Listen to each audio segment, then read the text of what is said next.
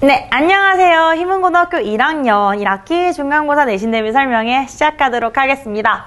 일단 제 소개부터 먼저 드리도록 하겠습니다. 저는 김영준 국어학원에서 이제 희문고등학교 1학년 담당하고 있는 박예슬입니다. 우리 내신 대비 설명회 이런 식으로 좀 진행을 해보려고 해요. 일단 첫 번째, 우리 25년도에 가장 큰 변화죠. 22년도 교육과정으로 우리 아이들 어떤 변화가 있을 수 있는지 체크할 거고요. 두 번째, 우리 학교 경향 한번 보고 내신 대비 어떻게 이루어져야 할까? 우리 학원 어떻게 관리가 들어갈까? 라는 것들을 하나씩 천천히 좀 설명을 드려보도록 할게요. 일단 우리 희문고등학교 1학년은요. 3월 9일 일요일 아침 10시부터 1시 반까지 이루어질 거예요. 저희 학원은요. 3시간 수업 아니고 3시간 반 수업입니다.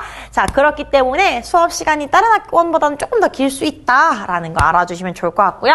두 번째, 7회에다가 이제 직전 보강까지 더해져 있다라고 생각해 주시면 됩니다. 일단 25년도에 가장 큰 변화로는 22년도 교육과정이 개편됐다는 거죠. 이에 따른 변화는 크게 3가지 정도로 얘기할 수 있습니다. 자, 22년도 개정교과서가 도입이 되게 되면요. 선생님들이 이 교과서로는 아직까지 문제를 내본 경험이 좀 적습니다. 그렇기 때문에 이제 기존의 외부 프린트물을 가져오시기도 하고 혹은 학교 선생님이 이제 문제를 조금 더 다른 양상으로 내시는 경우들이 있습니다. 특히 휘문고 같은 경우에는요. 저희 아이들 기존에는 금성 교과서라고 이 주변에서는 거의 쓰지 않는 교과서를 썼어요. 근데 이번에 이제 천재 교과서로 바뀌게 되거든요.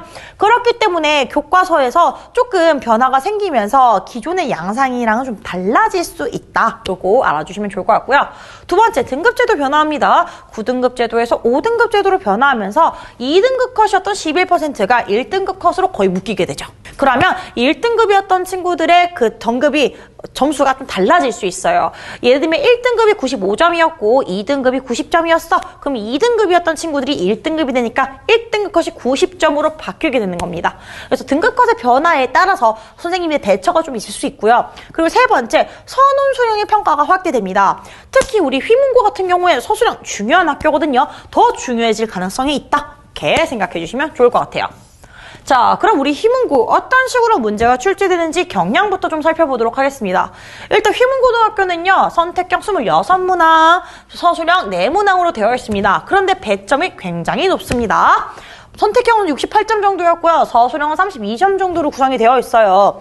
다른 학교에서 똑같이 4문항이 나오더라도 16점 정도에서 끊기는 학교가 있는가 하면 지금 휘문고는요. 4문항인데 32점이라고 하면 거의 한 문항당 9점에서 10점 정도 들어간다. 7점 정도 들어간다. 이렇게 생각해 주시면 됩니다. 그리고 이제 중요한 거는 4가지 정도로 좀 정리할 수 있을 것 같아요. 일단 제시문을 활용하는 까다로운 서술형이 많고요. 두 번째, 어휘 문제 거의 빠지지 않고 나와요. 그리고 세 번째, 수능형을 지향해서 보기나 긴 선지 많고요. 외부 지문 프린트 골치 아픕니다. 열심히 하셔야 됩니다. 이런 것들 어떤 특징이 있는지 한번 보도록 할게요. 일단 휘문고 서술형 같은 경우에는요. 조건에 맞추어서 적어야 되고요. 보기를 연계해서 풀어야 되고요. 문장의 형태로 서술을 합니다. 이게 무슨 소리냐면요. 다른 고등학교 기출문제를 살펴봤을 때 학교 선생님이 좀 쉽게 문제를 내는 경우와 어렵게 문제를 내는 경우가 있어요. 쉽게 문제를 내려면 문장의 형태를 줘요. A는 B하고 B는 C한다의 형태에서 A, B, C 빈칸만 채워. 이렇게 하시는 경우들이 있거든요. 그러면 아이들이 A, B, C에 들어갈 핵심적인 단어만 알면 문제를 풀 수 있도록 구성을 한다는 거예요. 하지만 휘문고는요. 그런 게 없어요.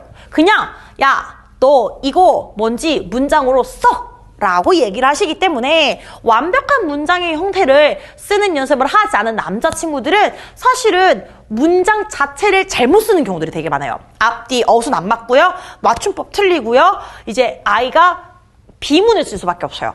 그렇기 때문에 이런 연습이 반드시 필요하다라는 게 1번입니다. 자, 그래서 문제를 한번 보여드리려고 합니다. 첫 번째, 조건에 맞추어서 서술형을 작성해야 됩니다. 즉 다시 말하면 A에 해당하는 내용을 쓰세요가 다가 아니라 1번, 2번, 3번에 맞추어 쓰세요라고 이야기를 합니다. 그럼 아이들이 얼추 답을 안다고 생각하는 아이들도 조건을 인식하는 순간 정답을 작성하는 게 어려워지게 되는 거예요. 그렇기 때문에 이 조건에 맞추어서 문장형으로 쓸 수 있도록 노력이 필요하다라는 거고요.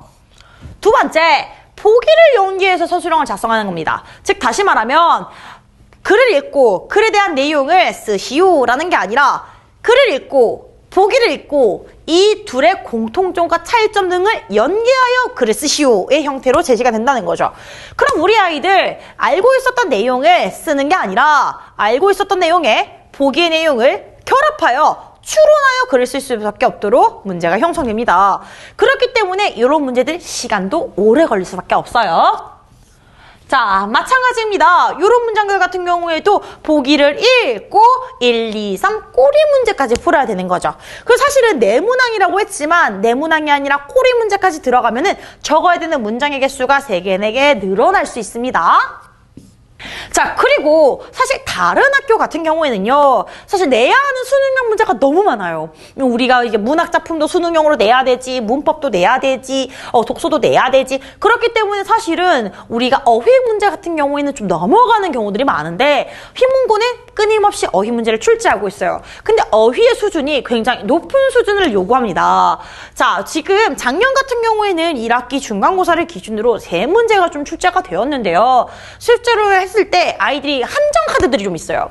예를 들면 여기는 객출이라는 단어거든요. 그러면 아이들이 단어를 이제 얼핏 봤을 때는 각출로 착각을 하는 거예요.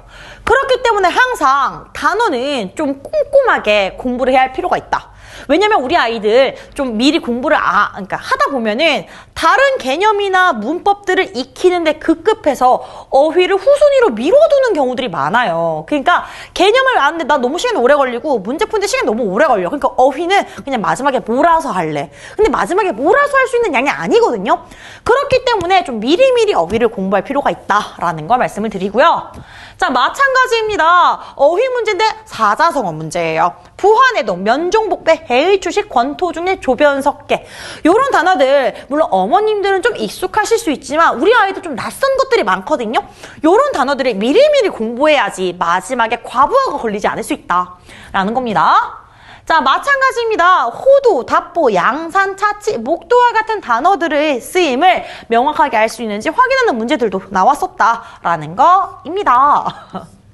자, 그리고 난 다음에 수능형 문제, 보기형으로 출제가 되는 경우가 많습니다.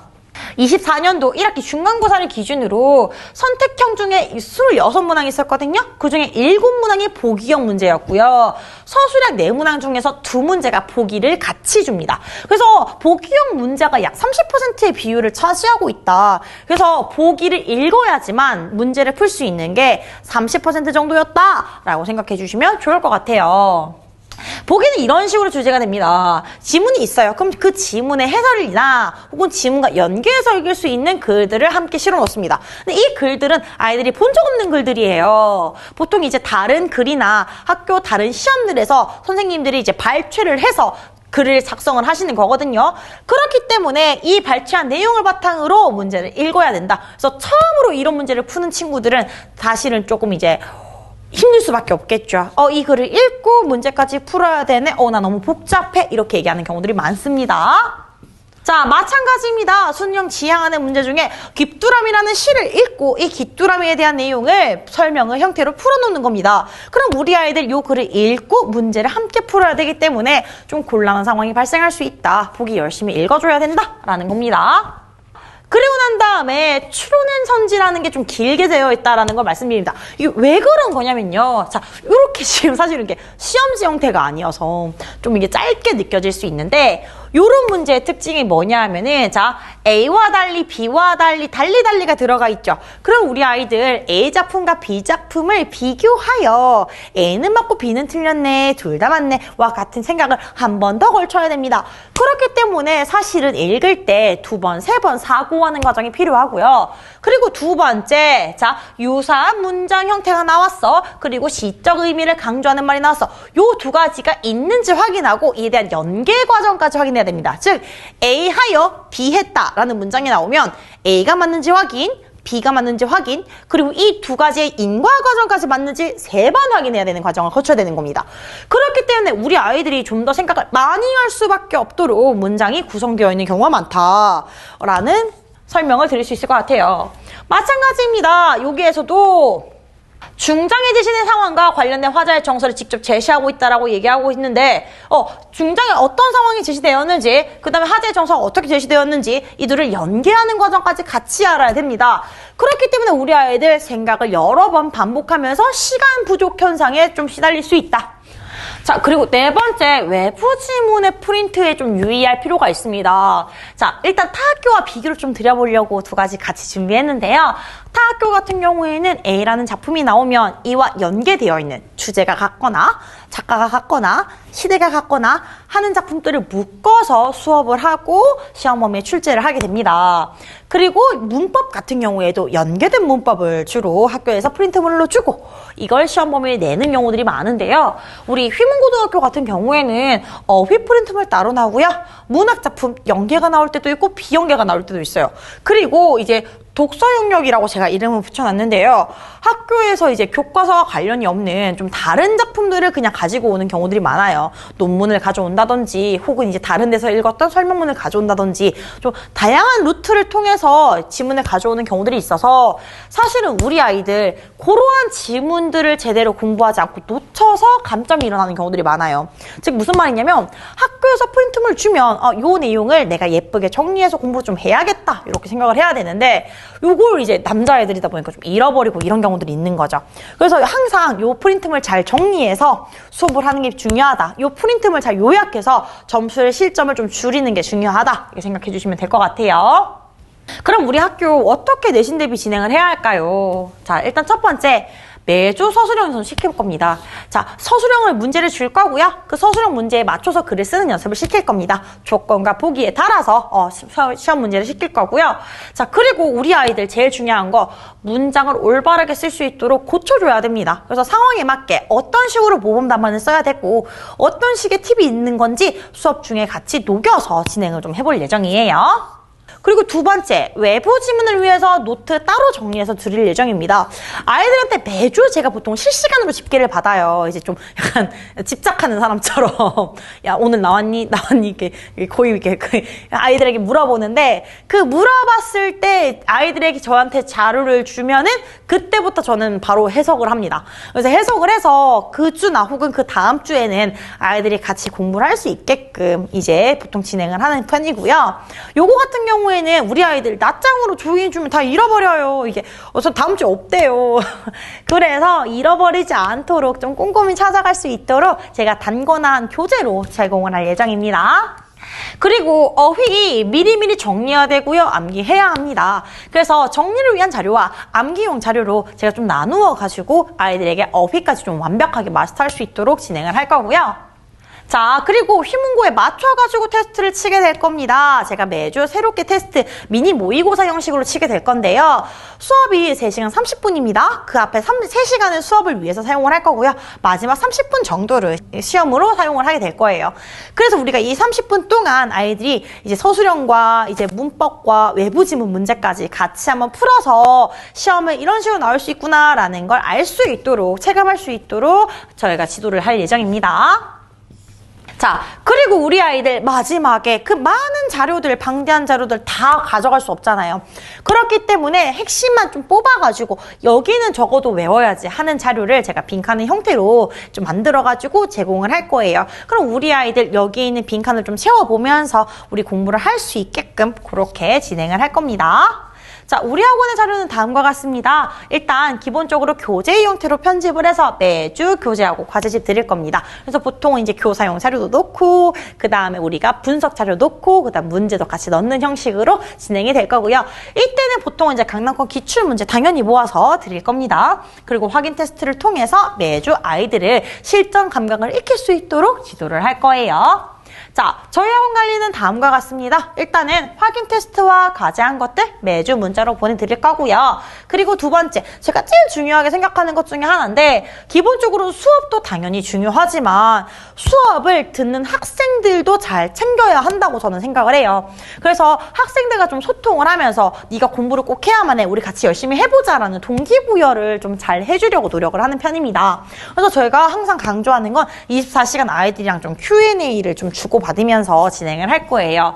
우리 남자아이들 같은 경우에는 질문이 양이 좀 적긴 해요. 제가 항상 어르고 달래고 좀 나한테 질문 좀 해. 너 뭘 모르니? 내가 오늘 저녁에 문자 할게 하면서 좀 티키타카 하면서 진행을 하려고 하는데요. 보통은 카톡으로 이렇게 진행을 합니다. 그래서 우리 아이들 저한테 이렇게 보내줬던 것들의 예시를 좀 가져왔는데요. 선생님 이 개념 모르겠어요. 이 문제 잘 모르겠어요. 그리고 선생님 요거 저 잘 모르겠어요. 내용 모르겠어요. 하는 것들을 저한테 카톡으로 보내줘요. 그럼 제가 사실 뭐 새벽 3시 이럴 때는 저도 자고 있을 때면 좀 답변을 하기가 힘들지만 예, 제가 일어나면은 보통 아이들 카톡을 하면서 하루를 시작을 합니다.